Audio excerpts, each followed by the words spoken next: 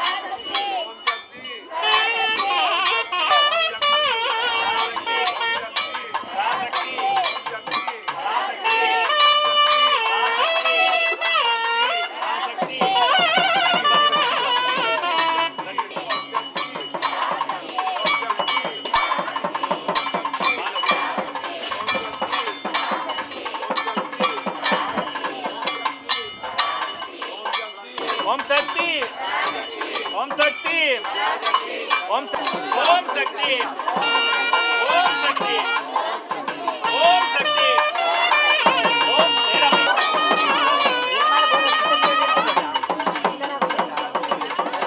ओम शक्ति ओम शक्ति ओम शक्ति ओम शक्ति ओम शक्ति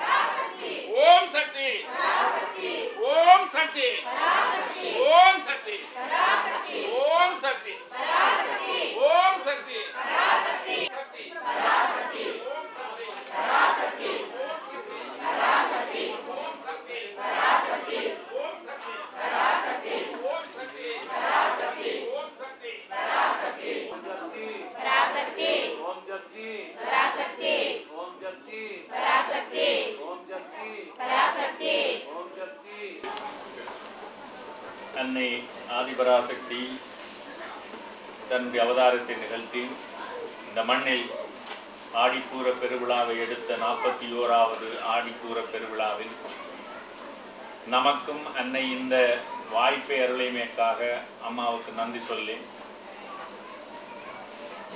அன்னை ஆடிப்பூர தினத்தையொட்டி அங்கவலம் பெறுவதும் கஞ்சி அம்மாவினுடைய வீட்டிலிருந்து எடுத்து மேளதாளங்கள் புடைசூழ இதே மாதிரி தான் கஞ்சி சுமந்து அங்கே வந்து மேல்மருவத்தூர் சித்தர்புரத்திலே அம்மாவுக்காக அது பகிர்ந்தளிக்கப்படும். அந்த போட்டோ அவங்களுக்கு அதுக்காக தான் போட்டிருக்கு. எப்படி அது வருது அப்படின்னாரு.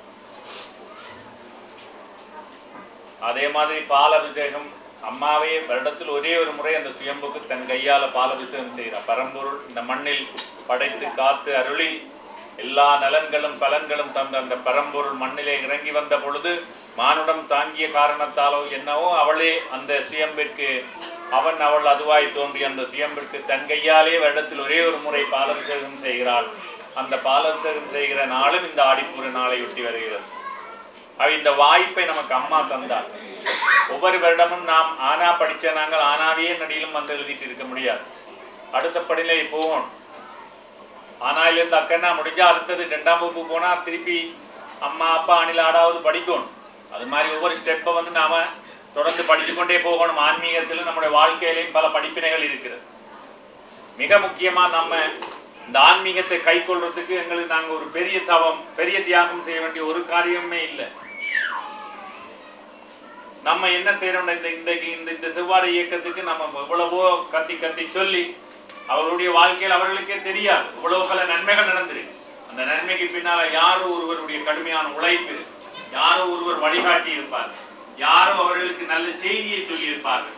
அம்மா இந்த அற்புதங்களை நிகழ்த்தி இருப்பார், நம்பிக்கையை கொடுத்திருப்பார். அந்த நம்பிக்கை நிமித்தமாய் வளர்ந்திருக்கிறது இந்த ஆன்மீகம். ஆகவே இதுல மிக முக்கியமா நம்ம ஆன்மீகத்தை கை கொள்வதற்கு என்ன தேவை என்றதை நாம நினைச்சு பார்த்தோம்னா, நம்ம மற்றவரை பற்றி குறை சொல்லாமல் இருந்தாலே நம்முடைய வாழ்க்கையில் ஆன்மீகம் நம்மை பற்றி நாமே புரிஞ்சு கொள்வதற்கான வாய்ப்பு இருக்கு.